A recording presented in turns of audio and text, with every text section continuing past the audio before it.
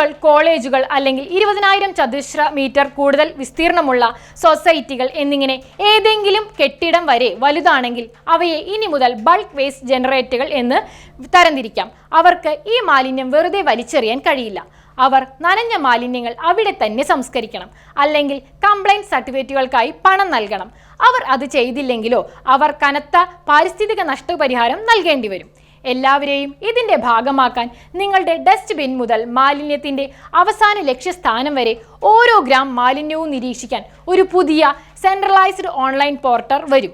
നമ്മുടെ പക്കലുള്ള പഴയ മാലിന്യ പർവ്വതങ്ങളുടെ കാര്യമോ? 2026 അവസാനത്തോടെ അവയെ നീക്കം ചെയ്യുന്നതിനായി ജൈവ മാലിന്യങ്ങളെ തിന്നു തീർക്കാൻ ബാക്ടീരിയകളെ ഉപയോഗിക്കുന്ന ബയോ റെമഡിയേഷൻ എന്ന പഴയ ഡംപിംഗ് സൈറ്റുകളിൽ നിന്ന് ലോഹങ്ങളും പ്ലാസ്റ്റിക്കുകളും വീണ്ടെടുക്കുന്ന ബയോ മൈനിങ് എന്നിവ പുതിയ നിയമങ്ങൾ നിർബന്ധിതമാക്കുന്നു. കൽക്കരിക്ക് പകരം മാലിന്യത്തിൽ നിന്ന് നിർമ്മിച്ച റിഫ്യൂസ് റിവൈസ് റിഫ്യൂവൽ ഉപയോഗിക്കാൻ പോലും നമ്മൾ വ്യവസായങ്ങളെ നിർബന്ധിക്കുന്നു. ഇന്ത്യ എങ്ങനെ ശ്വസിക്കുന്നു, എങ്ങനെ വൃത്തിയാക്കുന്നു എന്നതിനെ സംബന്ധിച്ച പൂർണ്ണമായ മാറ്റമാണിത്. എന്നാൽ നിങ്ങൾക്ക് ചിന്തിക്കാൻ ഒരു ചോദ്യം ഇവിടെയുണ്ട്. പ്രതിദിനം 1.85 ലക്ഷം ടൺ വരുന്ന മാലിന്യത്തെ ഊർജമായും വിഭവമായും മാറ്റാൻ നമുക്ക് കഴിയുമെങ്കിൽ നമ്മുടെ അയൽപ്പക്കങ്ങളിൽ മാലിന്യത്തെ അഴുക്കായി കാണാതെ ഒരു സമ്പത്തായി കാണാൻ നമ്മൾ ഇപ്പോഴും ബുദ്ധിമുട്ടുന്നത് എന്തുകൊണ്ടായിരിക്കാം?